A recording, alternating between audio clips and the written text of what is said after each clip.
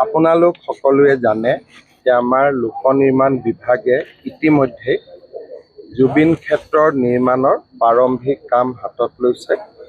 প্ৰায় ৩ কোটি টকা ব্যয়েৰে আমি ইয়াৰে বাউণ্ডৰী ৱাল নিৰ্মাণৰ কাম হাতত লৈছোঁ আৰু ওপৰৰ পৰা যাতে মাটি খহি আহিব নোৱাৰে তাৰ কাৰণেও কিছু আমি ব্যৱস্থা হাতত লৈছোঁ। আজি মই এই গোটেই ক্ষেত্ৰখন আমাৰ লোক নিৰ্মাণ বিভাগৰ বিষয়াসকলৰ সৈতে আমাৰ স্থানীয় বিধায়ক তপন দাস আৰু পীযুষ হাজৰিকা ডাঙৰীয়াৰ সৈতে পৰ্যবেক্ষণ কৰিলোঁ আৰু আমি সমাধিৰ যিটো বাউণ্ডৰী ৱালৰ পিছত সমাধি ক্ষেত্ৰ নিৰ্মাণৰ যিটো পদক্ষেপ তালৈকেও আগবাঢ়ি যাবৰ কাৰণে মই তেখেতসকলক প্ৰয়োজনীয় নিৰ্দেশ দিছোঁ। যি ধৰণে আমি আমাৰ এটা ভাল পৰিকল্পনা কৰি ইয়াক যাতে এটা আমি সুন্দৰ সমাধি ক্ষেত্ৰলৈ জুবিন ক্ষেত্ৰলৈ ৰূপান্তৰ কৰিব পাৰোঁ আৰু তাৰো ইতিমধ্যে প্লেনিং আৰম্ভ হৈছে। মই ভাবোঁ যে বাউণ্ডৰী ৱালখন হোৱাৰ পিছতে আমি এই কাম হাতত ল'ব পাৰিম। মই পুনৰবাৰ জুবিন গাৰ্গৰ স্মৃতি বা তেখেতৰ প্ৰতি মই বিনম্ৰ শ্ৰদ্ধা জনাইছোঁ আৰু অসম চৰকাৰে এই সমাধি ক্ষেত্ৰখন নিৰ্মাণৰ বাবে আমাৰ যি সংকল্প সেই সংকল্প অব্যাহত থাকিব আৰু আমি ইয়াক সুন্দৰকৈ নিৰ্মাণ কৰিম।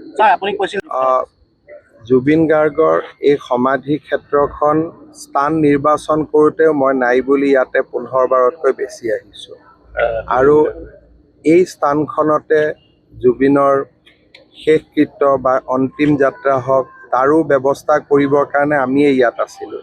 কিন্তু পিছত ৰাজনীতিৰ লগত জড়িত মানুহসকলে ইয়াক লৈ ইমান ৰাজনীতি কৰিলে যে এটা সময়ত ইয়াত আহিব বেয়া লগা হৈ গ'ল, কাৰণ ইয়াতে জুবিনতকৈ ৰাজনীতিৰ কথা বেছি আলোচনা হোৱা আৰম্ভ হ'ল আৰু মই জানিছিলোঁ যে ইলেকশ্যন হোৱাৰ পিছত লাহে লাহে ৰাজনীতি শেষ হ'ব আৰু জুবিনৰ যি আচল যিটো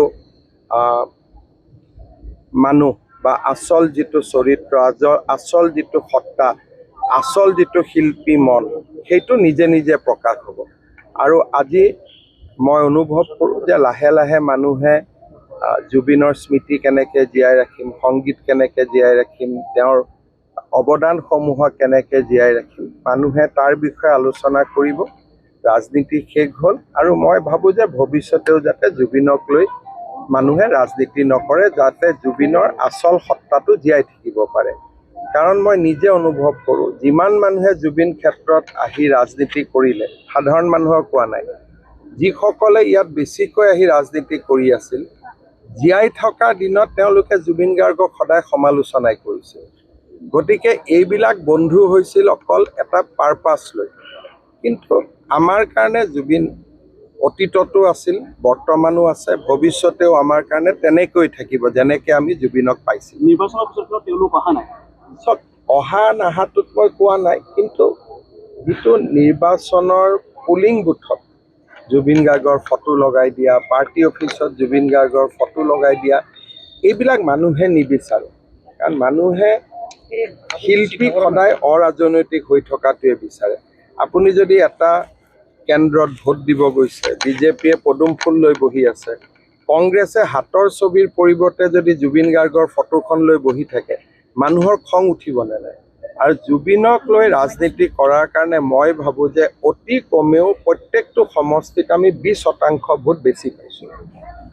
কাৰণ যিমান জুবিনৰ ফেন আছিলে সকলোৱে হয়তো নিউট্ৰেল থাকিলে কংগ্ৰেছকো দিলেহেঁতেন, বিজেপিকো দিলেহেঁতেন, কিন্তু যেতিয়া জুবিনৰ ফটোখন লৈ পুলিং বুথত ৰাজনীতি কৰা দেখিলে মই ভাবোঁ যে শেষ মুহূৰ্তত আমাৰ 20%, 15%, 30% ভোট আমাৰ ফালে যোগ হৈছে।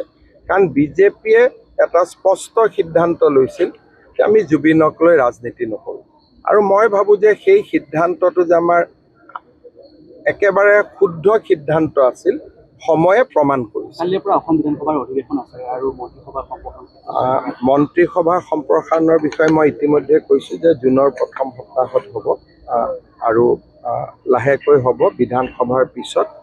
অহাকালি বিধানসভা আছে, আমাৰ অধ্যক্ষ ডাঙৰীয়া নিৰ্বাচিত হ'ব আৰু এই বিধানসভাতে আমি ইউনিফৰ্ম চিভিল কোডৰ যিটো বিল সেই বিলখন আমি আনিম বা আমি পাছ কৰোৱাম, যিটো আমাৰ বহুত দিন আগতে কমিটমেণ্ট আছিল যে মই মুখ্যমন্ত্ৰী হৈ উভতি আহিলে প্ৰথম অধিৱেশনতে UCC পাছ কৰাম। সেই দিশত আমি গতি কৰিছোঁ। এটা ইলেকশ্যন চেছ কৰিছোঁহে আৰু স্যাৰ বৰ্তমানতে ভূমি বৃদ্ধি কৰাৰ কিবা পৰিকল্পনা 10 বিঘা মাটি দিয়া হৈছে। তাতকৈ মই ভাবোঁ যে ইয়াৰ যিটো পাহাৰত যদি উঠে গোটেই পৰিৱেশটো বানপানী বা গোটেই পৰিৱেশটো বেয়া হৈ যাব, আৰু পাহাৰ কাটিলে মানুহে বেয়াও পায়। গতিকে পাহাৰখনতে কিবা কৰিব পাৰি নেকি আমি চাম।